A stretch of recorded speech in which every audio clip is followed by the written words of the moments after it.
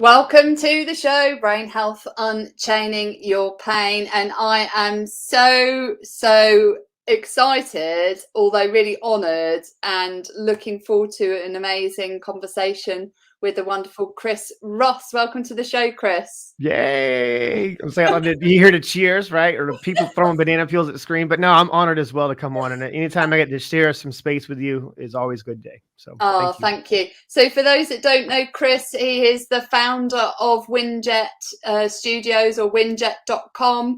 He's a phenomenal force in the development of educational platforms and programs and podcasting. And his company helps me produce, and my podcast is powered by Windjet. So we connected through the wonderful Larry Kaufman, or LinkedIn Larry. I forgot about that. Yeah, it was LinkedIn Larry. Yeah, I forgot about that. A while ago, and we both have very similar stories to share, I think, or certainly poignant stories to share on the show today, which is all about how can we manage our trauma and grief. And I think it's particularly pertinent given the process that we're going through as a country, with the loss of Her Majesty the Queen Elizabeth II, and the trauma and grief that people are experiencing. But also for myself personally, it's coming up to the 3rd anniversary of losing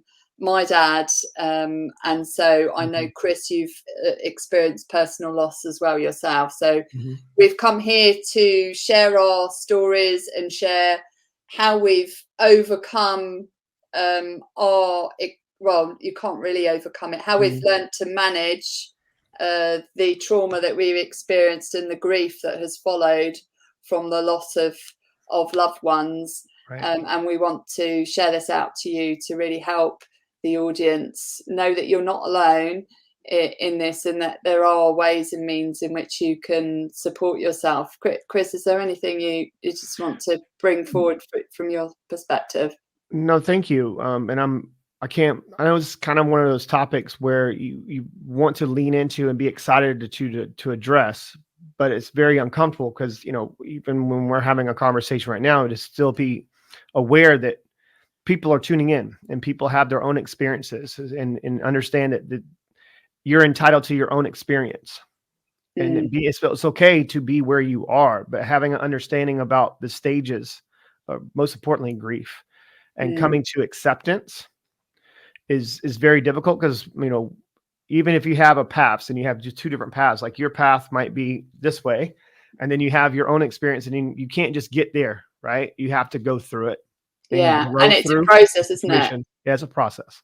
Yeah, and I'd love, before we start, because we always like to start the show in terms of what you're passionate about in life right now. So what is it you're super passionate about in life right now? A lot of things. I think probably the most is being a dad. I'm really enjoying, just soaking in as much time as possible. But I can't really go into all detail with it. But that's probably where I'm most passionate, and also just being passionate about me doing the things that I do. I'm now exploring a lot of different types of opportunities for myself and expanding my reach and people that I'm connected to. But yeah, I'm just enjoying my life as much as possible. Yeah, and I'm really pleased you mentioned the word dad, because I noticed you choked up a bit then when you said it out loud. And for everybody, our time on earth is really limited, and having that opportunity to really have that gift of being a parent, which unfortunately not everyone has that Right. opportunity to be, is really one that is to be cherished, because it's the most important job in the world. It is. It is. It is. It's difficult because, most people, maybe they don't have that opportunity. And when you are blessed with a child that's healthy and mentally, spiritually, and everything, and you're able to kind of help mold, or at least provide resources, and, try to help them grow up as best way they can. But it's like, I don't know. I feel like I lose nothing else around me is going. It could be the world ending, and I wouldn't know it when I'm, obviously sitting down and having, time with my daughter. But yeah, other than that, can't really go into too much detail. But yeah, it's a blessing for sure. Well, I think it's great that we now, both of us have that quality time, don't we? That you Mm-hmm. can cherish with our children, Mm-hmm. and we're not always blessed with that. Mm-hmm. And when you do get it, you realise how important it is, and it's important that we acknowledge that quality time, because so many people take it for granted. No, they do. I mean, because Until it's especially when suddenly people get to a taken certain away.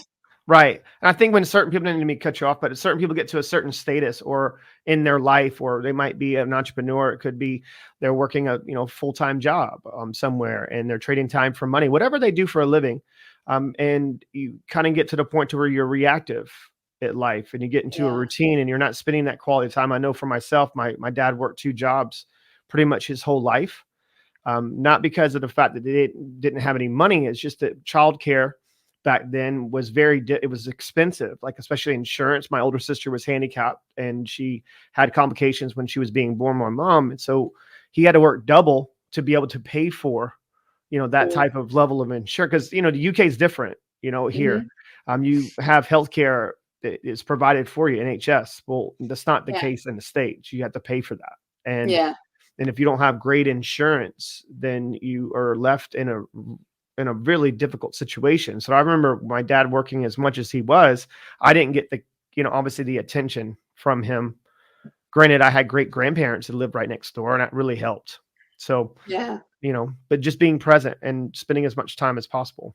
Yeah. And I know we can really lose that network, don't we? In today's society, Mm-hmm. we think that everything can, we put everything on our shoulders Yes. as parents, and that we're the sole person responsible for providing. We don't have that tribe around us that we would have done historically, Mm-hmm. to take the burden off the parent or the parents, depending on how many children there are and there's personal circumstances, and that can be really difficult for people. Mm-hmm. And I know before we started, I think I'd love to dive into that sense of identity, but before we dive into how to manage trauma and grief, and what it means in terms of losing someone or something, I'd love to know for you, in the context of your life's journey, what does optimal brain health mean for you personally? Understanding what is true and what is an illusion. Ah. And it was funny. I thought I was making out the episode without you asking me that question. Obviously, producing your show and being around your show, just the first question, but no one's ever asked me that question. I've always would have asked myself, like, how would I answer that question? But understanding what is true and what is an illusion, you have to increase your awareness and Yeah. understanding what has been projected. Why do I feel this way? Mm-hmm. Where did I learn this information? What opinions that I maybe have latched onto because my affection for the person, it's Mm-hmm. not true. It's an illusion. So what is an illusion? I mean, kind of dives into the human mind. And this is one of the things that you can't see in this office right now, but it's a big picture of a human mind. You know what I mean? A brain. Because I started to immerse myself into understanding, because I was not understanding how do I know what I know on the levels that I know just intuitively. Because Yeah. energy is, my thing. I read energy fluently. But understanding true and illusion, you have to go into the human mind. Seeking existence is, it's difficult because it's all contradiction and nonsense if you're thinking. But if you're being, that's a completely different type of way. So if you're just being, you're being just present and understanding what's happening. But if most people don't know how to articulate their emotions, Yeah. especially children, right? And that's one of the things that I love about your story. And obviously the havening with Lily stuff, Yeah. that's just phenomenal. Even when still to this day, from my journey, obviously with you and some of the things you helped me on with some trauma. And I still do it to this day when I'm having an emotional charge, especially a negative reaction or something or it's giving me a lot of certain feelings of grief or obviously trauma. I start havening myself. Yeah. And it's my way of coping. Yeah. And re-triggering that type of emotion. But optimal brain help to me is understanding truth and illusion. Do you know, I love that. So I don't think anybody's said that, but it's such an important point, isn't it? Because what we understand to be the truth is based on our life experiences and how what we've chosen to learn and what we've chosen not to learn, how we view a situation, which our view of a situation is based on our perspective in that situation. So for example, we can all be in a traumatic event, but how we perceive that event, the truth, will be dependent on our life experience and if we've had any experiences of previous events, and also how we choose to interpret it. Yes.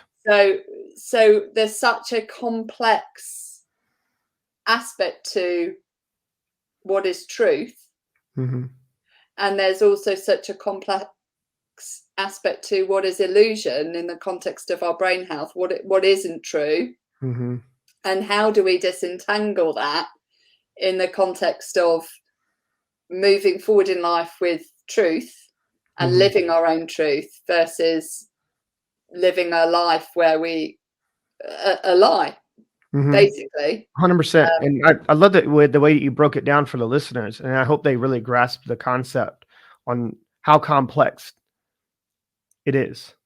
And there's no right or wrong answer. No. Because every day it changes. Like the world's evolving right now as we're on this recording, as we're sharing some of our experiences. Our heightened emotions, you get to a certain point of understanding what is even an emotion in the first place. It's energy and motion, but it's based on obviously your experiences and all your experience you've had in life, and even sometimes experiences that you've observed from other people of going, holy crap, this isn't my experience. Why do I feel this way? But that's the most offensive question you can ask anyone is why? And then wait for the response. But if you have to be alone in your own thoughts to actually understand, to navigate through these type of uncharted waters that you don't really want to navigate through. It's just like when people are in painful situations, they just want to stop the pain. Yeah. You can't do that. And actually you can make it worse if you try and stop it. Right. But sometimes you have to be able to be willing and be courageous enough to lean into it a little bit more. But that's where, I mean, I know it's not easy said or done, right? When you're in a painful situation, because you can go into avoidance and you try to avoid those type of situations and not putting yourself into it. And then you think you're avoiding it, but you're really not, because my mom said this to me a long, long time ago. So what you run away from will end up finding you at the worst moment. And I like to think of, I want to draw on this piece of emotion because it's such a fundamental part of how we show up and what guides us in life. Is our emotions drive our behaviors. Our emotions are driven by our thoughts and by our past experiences, and ultimately that emotions are a signal. And I love that you mentioned it's energy in motion. But they're a signal for us to move towards something, or they're a signal for us to move away from something, and it can be different for everybody, and they have different level of charge or a different level of energy. And I like to think that we all live in an ocean of emotion, so we're all sailing on an ocean of emotion, and how we sail and navigate our way will depend on the tools that we get given. And when you mention that people try to ignore emotions, it's like they go down into the depths of the ship in the hope that the emotion will go away. But that wave of emotion still exists. But now you become a victim to the waves because you're not steering your ship. Right. And your ship will get thrown around, and depending on the size of your ship, i.e. the level of emotion, you're not in control. Yeah, and you could capsize, which is often what happens. And the more you ignore the waves of emotion in the sea, or the ocean of emotion, the more you are at mercy of the sea. Anticipating the current, but this is difficult. See, I love your analogy on this, because you know me, I'm prior Navy. So, and I was actually a master helmsman, so I'll be guy to driving the ship, but then being in control. But if you think you're in control, but you're not in control, the main thing is understanding and being so present where you're relaxed and you're allowing it to come to you. And that's a power. Yeah. You can, and some, I was actually talking about this with Steve Sims, this guy that came onto the show. Obviously, he's worked with Elon Musk, all these people, but he's a phenomenal guy. And I was talking to him about it. He goes, "How do you are able to operate in the chaos?" I said, "Dude, I think it's probably by prior military with me, is because I can operate. That's why they train into your eyes bleed, is because they want to make sure that you're tapped in so far ingrained in your subconscious mind, you're not going to flinch. Yeah. And when you get in that moment, but you have to be able, I can handle chaos because I'm built for chaos and chaotic moments. So I could take a little bit more pressure from the external, because I know that as long as I stay true and hold fast, I'm going to blaze through it. Yeah. In my ability. But it's a very difficult situation, and understanding that type of emotional charge and being in a season. I love the way you analogized this and coined it. And being in those type of moments and not knowing where you're getting hit, that's a difficult situation. Yeah, really hard. And the more time you spend deep down in the depths of the ship or your boat, and the less time you spend out on deck, you know, navigating your ship and reading the ocean, reading the waves that are coming towards you or coming behind you, the less you are able to manage that journey, and the more you are going to be a victim of the emotions that you experience. Being a victim is a choice. Yeah. You choose that. I'm just not going to sit around and point fingers and start shaming and blaming situations. You have to look at sometimes your inactions, some of the things that have led you up to make that type of decision or indecision. And then looking at some of the decisions that were projected onto you, or some of the people that actually hurt you or harmed you, and looking at their situation. You don't know the depths of the severity of the situation that put them in that moment. Maybe they didn't choose to do it on purpose, but it happens. And I look at, sometimes when you're looking at grief and you don't understand that some days you'll be in acceptance and some days you'll be in denial. Yeah, or you could be in this. You could go through all of those on the same in the same hour. Okay, because there's no end. There's no end to it. There's no end. Yeah. And it gets. I mean, you can get angry. I mean, you can try to bargain. Oh, you do. If I'm not going to do this anymore, I'll do that. You start getting into depression, and then where you are in the cycle, you have to, and that's what I was saying about what is true and what is an illusion, because that's what's helped me. Yeah. Is start dissecting every piece of that. I'm an overthinker. I think most entrepreneurs are. I'm an overthinker. And the worst thing for me is silence. Okay. And what I mean by silence is not enough data. Yeah. To break down, or not enough information. When someone's not as communicating to me, I can be in my own head. And when you're in your own head, you're dead. Yeah. And I think that communication piece is so important, but we don't have to communicate verbally. There's so many different ways in which we can communicate our struggles or our experiences that doesn't require verbal communication. And that, that's why havening can be so powerful in terms of managing the grief, and managing any trauma or managing any emotions, because you can manage it and you're in control of it. Right. Without having to talk about it. And actually talking about it can be super difficult for many people. But, as we started this conversation, when you mentioned being a dad, I could hear there was a bit of a choke in your voice when you mentioned it, because you haven't probably talked about it, or maybe thought about it from a passion perspective. And that's okay. It's okay to not be able to talk about it. That's okay. And expecting to have to talk about it to heal from it is not okay. It's not okay, because you don't have to. Because I've tapped into something that I never thought I would ever tap into. It's like you end up discovering yourself through trauma and grief. You discover who you really are. And then you become really unapologetic about expressing who you really are, because you know how you're built and how you're wired. I believe everybody has an opportunity to really discover like optimal level of potential for themselves. And when you stop, and this is just from my experience, I learned through this process, I stopped being what the world was telling me to be. And I started to really express myself in different ways. And I tapped into something that I don't think I was be able to do it, you know? And I think that, you know, I can't remember who said this. One day you'll end up meeting the version on who you should have become. Mm-hmm.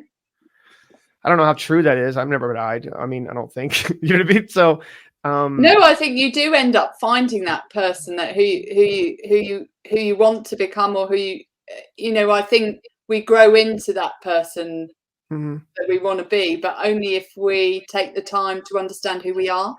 Yeah. But do you And think about, I mean, as in for the majority of people don't ever have an opportunity to do that because they're waiting for the perfect time to build a business. They're waiting for the perfect time to launch a show. They're waiting for a perfect time to have children. They're waiting for a perfect time to, you know, I don't know, write the book that they want to write. I mean, there's so many stories, and that's what obviously led me to building WinJet, because most people don't have a platform to be able to share their experiences and sharing their stories. That's why I love that. That's why I love this show, because it gives people an opportunity from their perspective. Their understanding on grief, their understanding on trauma. You're not, I mean, what works for me isn't going to work for you. And I think the reason why havening worked for me is because I have an understanding about the human mind, and I always thought the therapists were idiots. You know what I mean? So voice, obviously therapy didn't really work for me, because once I have an inclination that you're an idiot, I shut off, right? Yeah, shut down. It's like, you're an idiot. You're not understanding me. So the havening gave me an opportunity to tap into some of my gifts that I learned from my older sister, where she couldn't communicate verbally. So I would pick up on nonverbal cues more than anything else. And that's why it had so much of an effect on me, because I was able to not have to voice how I felt anymore. I was going through my own third out of body experience, looking at my younger self. And a lot of people, they say a lot of things about how I speak and how I have so much passion and how much, so much authority, because I'm not talking to you. I'm talking to my younger self.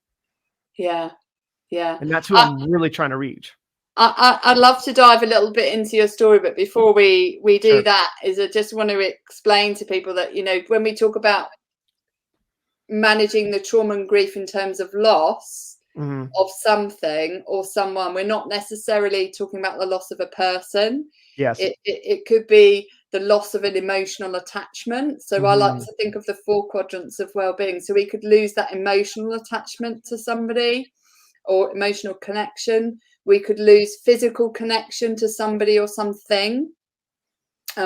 So that, you know, that physical contact that we would have had.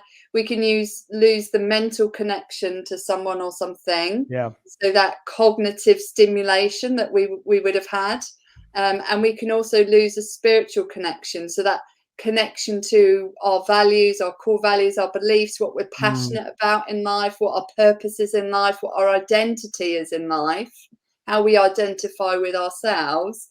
We can grieve all of those things, because we can experience losses in all of those areas. And everybody will experience it differently. And also, often when you lose somebody that you really love, you could lose all quadrants of what I've mentioned: emotional loss, physical loss, mental loss, that mental stimulus that you had, and the spiritual loss, because your identity that is attached to that person, it is also lost. And many episodes where people have talked about loss. So we're not just talking about losing a person. We can also lose a piece of ourself in that, because of the losses that we experience. And it's the trauma of it happening. And I know that what's happened with, unfortunately, you know, the Queen passing recently, is it's taken people by surprise, because they didn't necessarily, and took a lot of people by surprise, because didn't necessarily understand the connection that they had at an emotional level, maybe at a physical level, in terms of what she did, the actions that she was doing at a mental level, the cognitive stimulus that she gave us, also at a spiritual level, as her core values, her beliefs, and giving us a sense of purpose in life and a vision, and that spiritual connection that we had with her, you know, has been lost for, you know, some of those people may relate to, and maybe all of them relate to, but certainly in the context of my journey, there were losses in all of those areas when I lost my father. I'd love to understand if you would be willing to share your journey in how you overcame or managed with the trauma and grief in the context of your journey, if you wouldn't mind sharing. Sure. And I loved what you said there. And I hope the listeners appreciate the way that you broke that down for people, because, you know, yeah, you are absolutely correct. You're tapping into something, and what you are tapping into is uncertainty for a lot of people. And being uncertain causes fear. And you're tapping into fear, and then fear, everything stems from anger or fear, everything, you know, and from my, you know, just to kind of go into a little bit of my story. I mean, I've suffered loss and trauma in a lot of different types of ways. A lot of it was, you know, some of it was even self-inflicted. You know, I'm putting myself in situations where I probably shouldn't have, you know, and sometimes when people end up predicting how they normally would feel because they're going back into how they would normally cope with situations, how I would normally deal with certain situations growing up and dealing with traumatic experiences, I would go and hide. And how I would hide is because I knew I could protect myself. I thought I was protecting myself, but I was hurting myself. You know, when I went to the military, I didn't really want to go into the military, but I knew that I didn't want to live the life in Charleston that was from the experiences and from people, my surroundings and society. And I'm glad that I did, because I learned a lot about myself. But that was my way of kind of survivor's guilt, you know, dealing with my sister's passing and not knowing how to deal with it. Because obviously, you know this from my story. My dad was there for my mom, of course. They were suffering loss of a child. That's me being a father now, understanding on how severe that is. That's something that no one will ever want to have to deal with. And then me being there for my younger sister, which she was in her adolescence, so she couldn't really understand what was happening. I understood, and I felt that I had to deal with it on my own. And there's no fault to my parents, you know, that I felt like I had to deal with it on my own. And I think it's hard for children as well, isn't it? Because sometimes, depending on how a parent responds to the circumstances, and it's hugely traumatic for many people, is a child does not want to layer on further trauma to the situation, because they're very aware as to how that could impact their parent, who they've always seen as the protector. Or most of the time, parents are seen as a protector and the person, that the provider, and you don't want to upset the apple cart and make it any worse. Yes. So it's completely understandable in the context of your experience that you felt you had to deal with it yourself, because you would potentially, was that fear factor which you mentioned of what could happen if you didn't. Right. And in all contexts, I mean, kind of going through it, avoidance was my way. Yeah. And like I mentioned before, what you don't deal with will end up finding you. Yeah. And the one, you know, obviously me having a child, and when the day she was born, it's the first time I cried of joy before, you know, obviously when my sister was alive.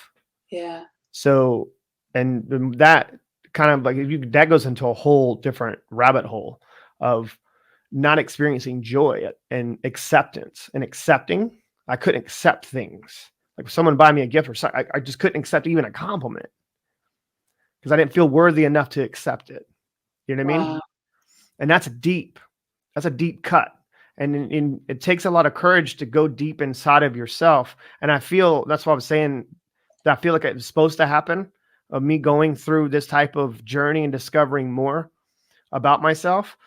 If I had the family that I have and they were accessible to me, then I probably would have leaned on them and then not have to do it myself. Because, you know, you mentioned getting to overcoming, you can overcome a moment, I just got to make it to the next day, right? I got to make it to the next day. I got to make it to this part. But it's not, but you can't just be in your own head and trying to project something into a future. You have to be willing enough to receive. I mean, kind of like the fear, I wouldn't say fear, but obviously grieving some of the relationships that you've had. It could, you know, romantic relationships or personal relationships or whatever type of ship, right? We talked a lot about ships, but I feel like I've never showed my true self in relationships.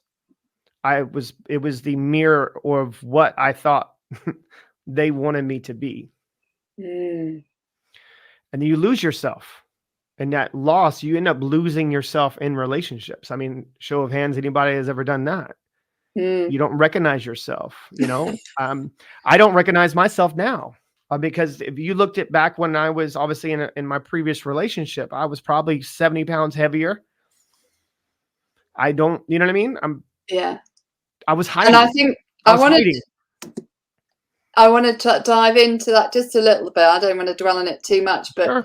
You know, the concept of, you know, accepting who you are and maybe trying to be who you're not, trying to project an image that isn't you onto a relationship.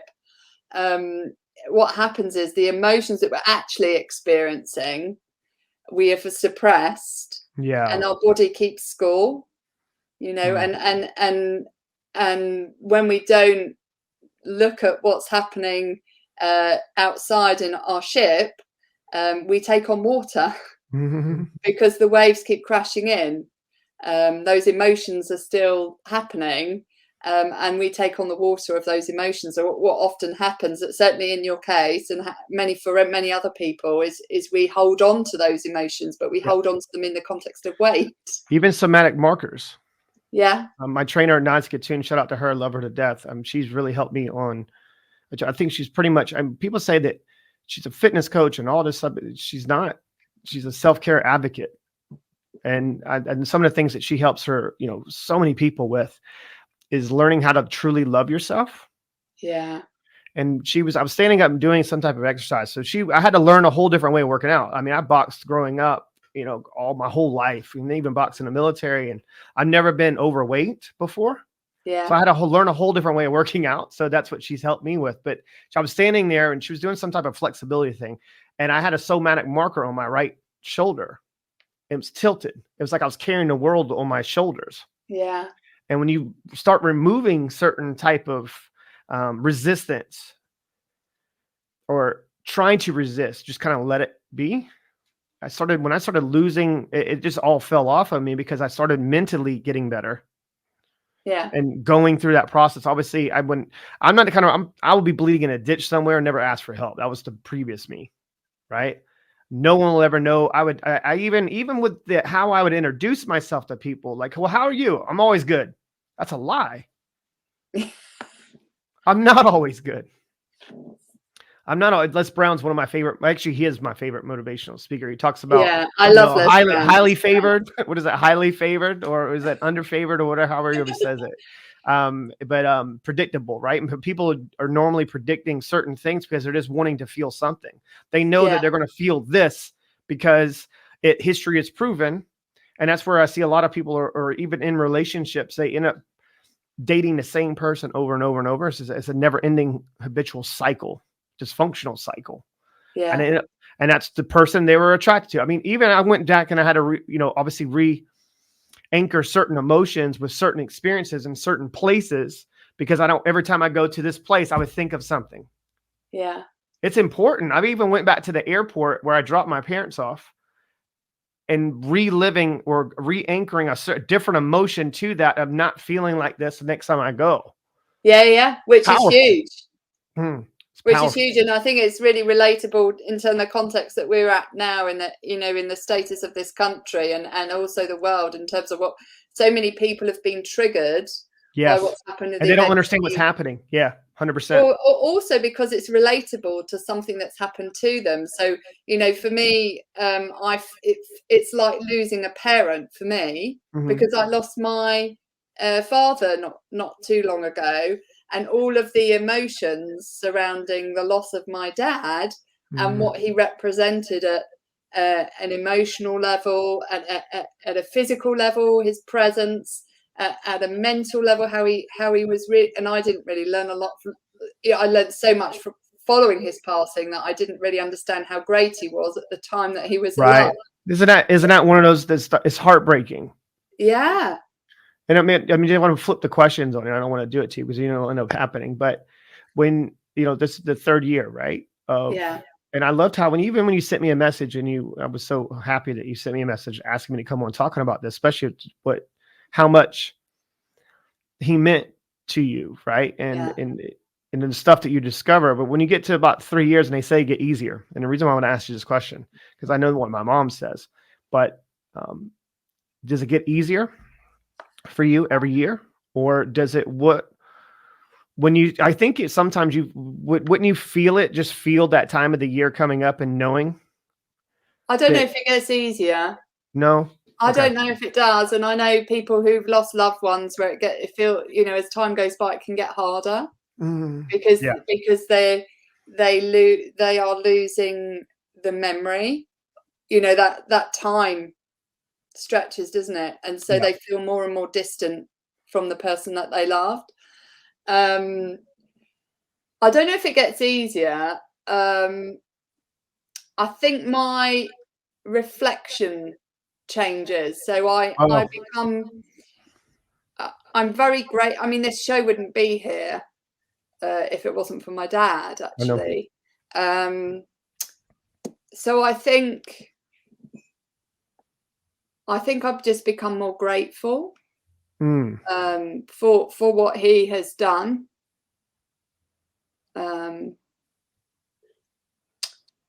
Yeah, I think so. I mean, I know I can feel myself welling up talking about it because I know.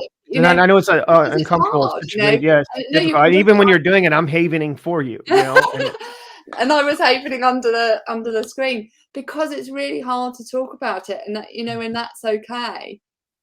And when I first lost my dad, I could remember, like it was yesterday when I got the phone call from my mum, and driving to her house. I was not in any rush, I guess, because I just knew there was no need to rush. And then being there, I don't want to go into too much detail because I know it was to trigger so many people who are listening to this, but I was there when they turned his life support off, and it was incredibly difficult for me, that those moments that happened after that, because it all happened at home. So you have to deal with the aftermath of all of that in your own home. So all of the memories that you had that were really good, flooding back, keep flooding. Well, they're not the good ones, but now you've got trauma layered in the rooms where the good memories were. So one of the great things, that I discovered through the 𝙬𝙬𝙬𝙬 clinics, they told me to, learn about havening, and I was never really a person that was interested in cognitive behavioral therapy, just because I don't want to relive and strengthen the neural networks in my mind that ultimately I want to kind of take away by talking about it. But havening was really brilliant for me in the context of that traumatic experience of the moment that I lost my dad, and all of the sort of messiness of the trauma that was wrapped around it, because it took away the emotional charge. And you can see I can talk about it. I can probably tell you it in detail because I specifically haven that traumatic experience around the day of the loss. But of course I still have the grief. Of course. So there's two different things. First is the trauma associated with that day, and I was very fortunate to help my mum, who had a different experience. She witnessed the first issue. My dad died of a heart attack at home and hit his head as he fell. So she had a very different experience to me, but we also had common experience. And becoming a practitioner, a havening practitioner, I was able to help her unchain her pain without layering pain on me by her talking about it. That's massive. That's so massive. To let go. And I think that's what's so important, is that, you know, traditional approaches to dealing with trauma has been, tell me about it. And often that is the absolute last thing anybody wants to do, because the physical, you sometimes you physically just want to be sick. That's what it feels like. Yeah, because it's so traumatic, and you hold the trauma in your body. You know, we cry because we're releasing the cortisol and the stress hormones that arise as a consequence of our amygdala being activated and the emotional centers in our brain being activated. And it's important we cry because we're letting out the wave of emotion. Right. Well, allowing people to have their emotional, you know, experience. Some of us, you know, depending on what you do for a living or where you are in life. I mean, I know when I would try to go get help, and every time I would try to communicate that I needed help, they just wanted to give me a damn pill. Yeah. I don't know, these pills ain't gonna help you. You know what I mean? But just put a Band-Aid on a problem or a gunshot. Well, it's like saying you can't, you know, I like to say you can't drug yourself out of a bad diet, but you can't drug yourself out of a bad relationship. No. And that relationship includes the one that you have with yourself. Right. Well, I mean, and then, you know, you start grieving, you know, and you start looking, and you know, loss of time. How much time I lost through the years of going through or growing through something and choosing growth. That's a whole other situation. And then that's what you chose, Dr. Ruth. And you need to be applauded for this. You chose, how can I learn something from this? How can I help more people from me going through this experience? And that shifted your life, because you had the courage to make that shift earlier than a lot of people probably would. You know, so I mean, you deserve a pat on the back and be applauded for that. And I'm sure, you know, you're welcome, because overcoming and trying to deal with these type of waters, it's so scary. Yeah. And even and like, it's uncharted, isn't it? You know, for many of us. Right. It's I feel like uncharted waters. My father, and I don't mention it, I'm not going to project this on into the call, but it's important. The first time he told me that he was really proud of me was going through my situation, because this would have killed me. Like, because I look at you differently now, you know, and he goes, you should be proud of yourself. Yeah, that's amazing. And that's when you start, and that's, you know, your father, right? So my dad was not a man of a lot of words, so it's difficult, right? I'm obviously a little bit more chatty than he is, but going through that type of situation and re-anchoring those type of memories with positive reinforcements, it's so hard, because sometimes people would much rather keep of a negative memory or a traumatic experience there to feel something. Yeah. Right. So, and they don't want to lose that feeling, or lose the emotion that relates to the reminder of that person. Yes, it's predictable, and not wanting to talk about things. But what's not okay is avoiding the fact that you're not okay. Yeah. You know what I mean? And just because, and that's something that I've learned even more through this. How I feel is different than how you feel about certain situations. And that's okay. Yeah. Because we're all different. Right. And accepting the fact that you're going to agree to disagree in a lot of different types of ways. There's just information that I might have learned and something that I can't even communicate to you in a verbal level that I know with a strong conviction that you haven't experienced yet. So it doesn't make me, obviously better than you, or vice versa. Right. So if just because you go through a situation and people get mad, or they're having a human experience. Yeah. And I think that's really important. Space. Yeah, allow them to hold space and to be able to express themselves. Yeah. Do you know, I think that's really important, because grief, there's no timeline on grief. You're not going to suddenly, within a year, you'll suddenly be over it, because it's enduring for your life. And it goes in waves, in peaks and troughs. Some days you could be great and everything is, you're not thinking about the person, and life is fine and dandy. And then on other days, you know, such as we've had recently, you know, I've been crying a lot because of the circumstances here in the UK, because I understand the loss, and it's triggered the loss of my father. And that's okay. You know, it's okay to be sad. It's okay to cry. You know, we all deal with it in a very different way. But the time to heal from grief and thinking about grief in the context of a wound, because you are hurt, it hurts, is as soon as possible after the event. And what we often find, and certainly for me, in the context of my dad's experiences, I had to put a lot of my energy into supporting my mum, because she was super traumatized by it, and the grief was extreme for my mum. And so I had to, and I mentioned this to my siblings, is I kind of had to put my grief on hold. Oh, wow. And it was really hard, because I had to be there for my mum and focus on helping her navigate through grief. And it wasn't really, you know, I was pretty much crying every day, but I knew I had to show up and be strong for my mum. And she was, you know, we all go through grief very differently.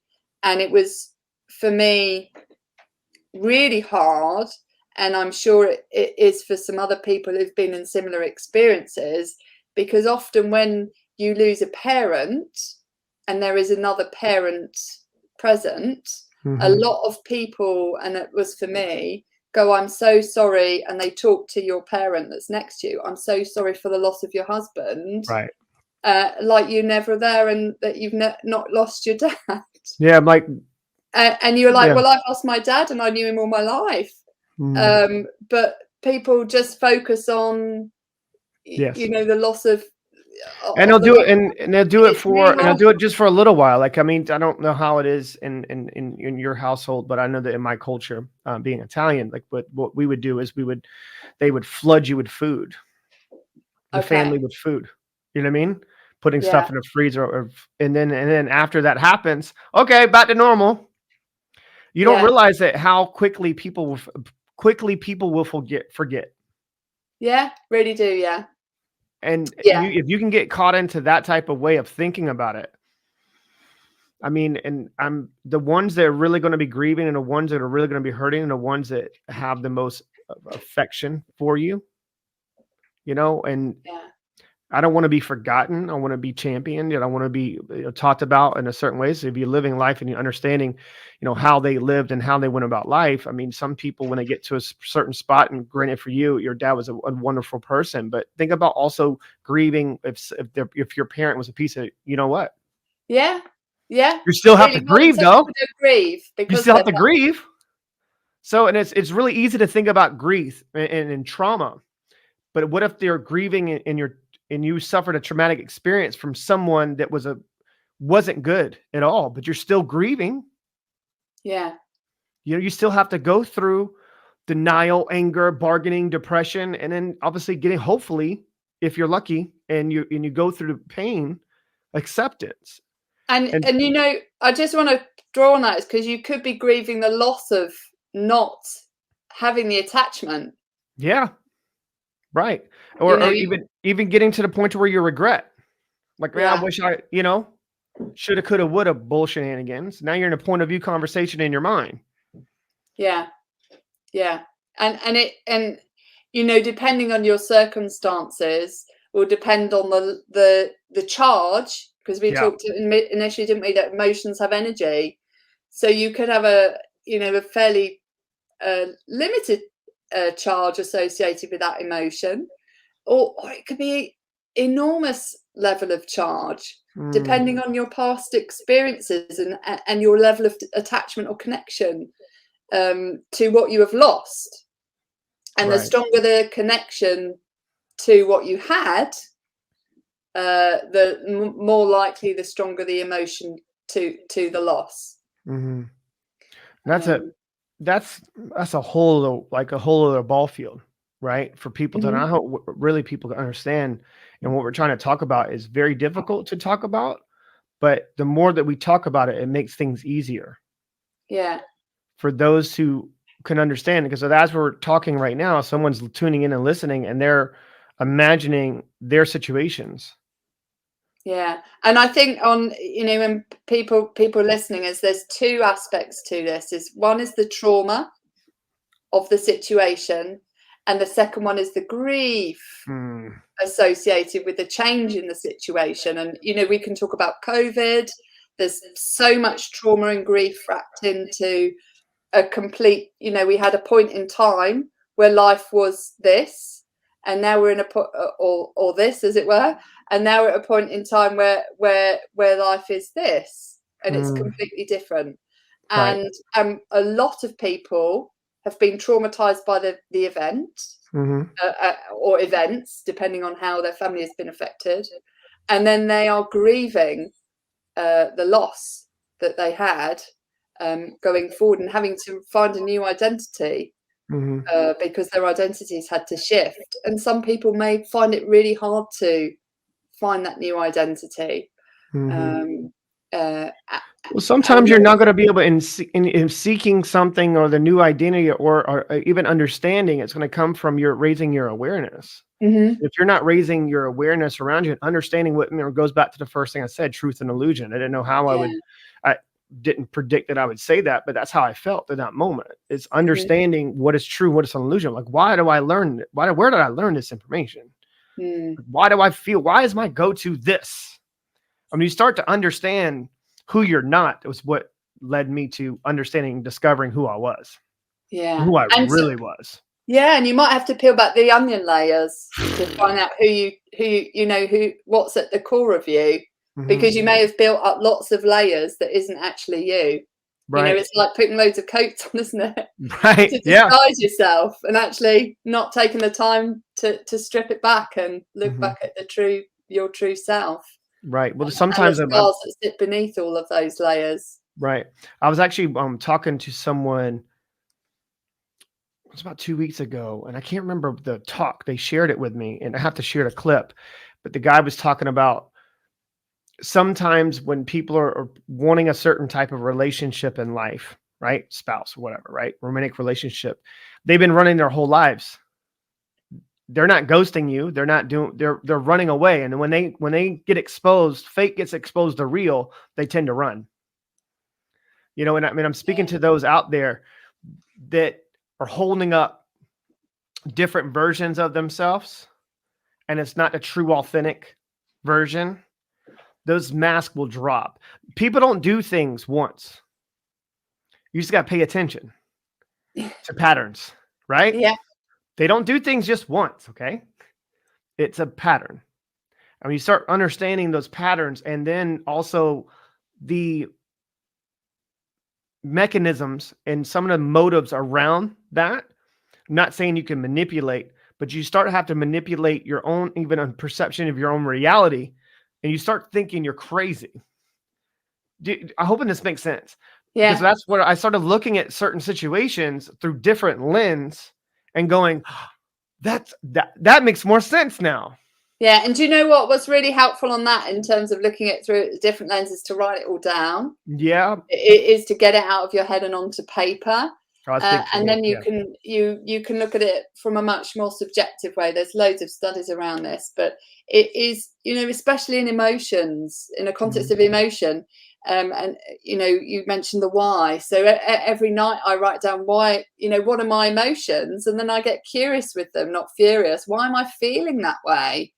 So I learn more about myself. What's the trigger of the emotion? Where did it come from? Is it come from something that's happened today? Has it been amplified by a trigger from the past? And be okay with them, because every emotion is valid. It's just a signal that's telling you to move towards something or move away from something.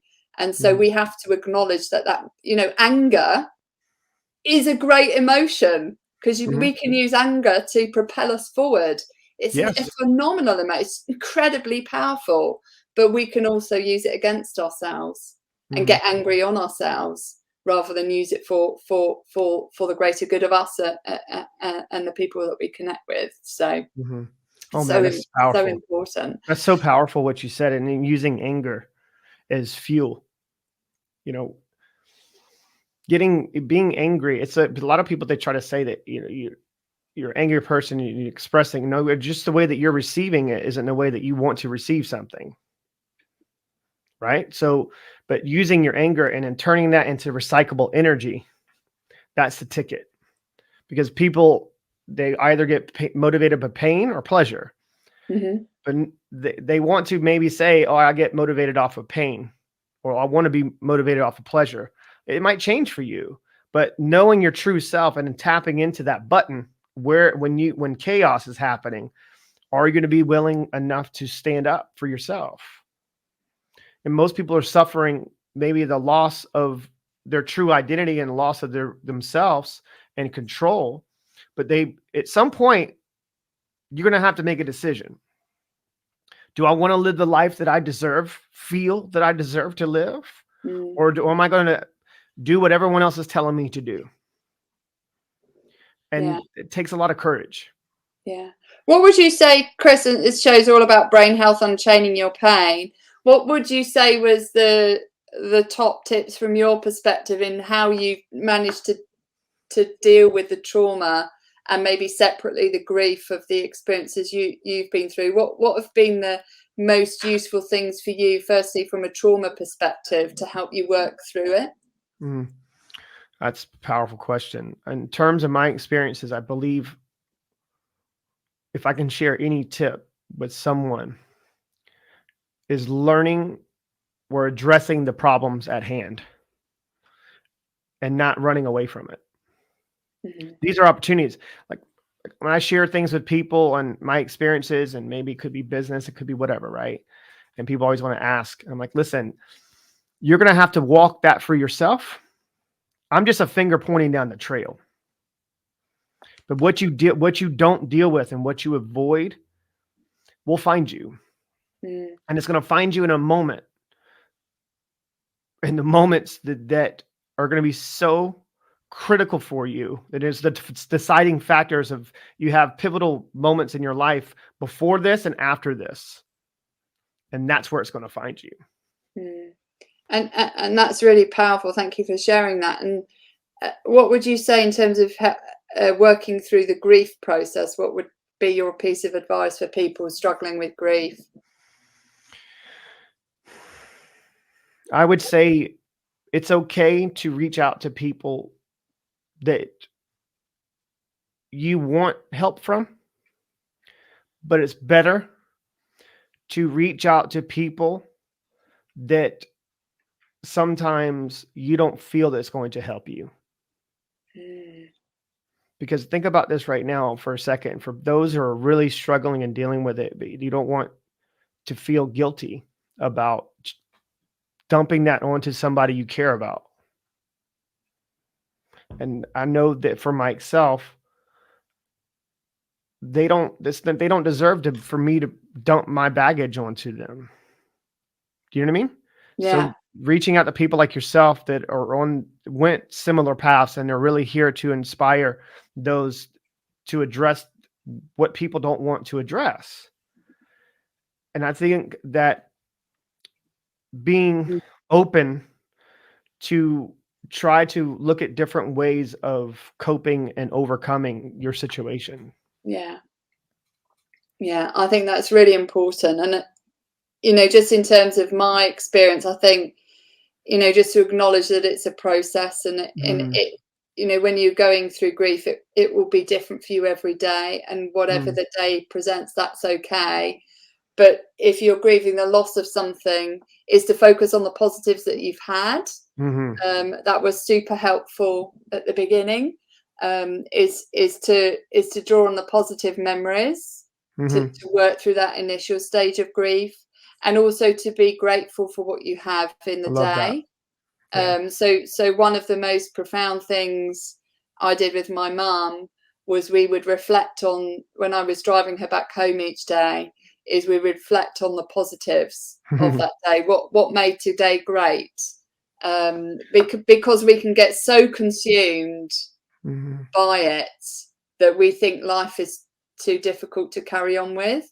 Right. But when we look at the rays of hope and the rays of light that happen in that day, is to grasp them, hold on to them really tightly, and know that every day there is always hope for a better day, even if you have a difficult day. Because, you know, 𝙁𝙚𝙬𝙚, who came on my show, I love how she talks about hope is having open possibilities every day. And so every day there is always hope, because you always have an open possibility.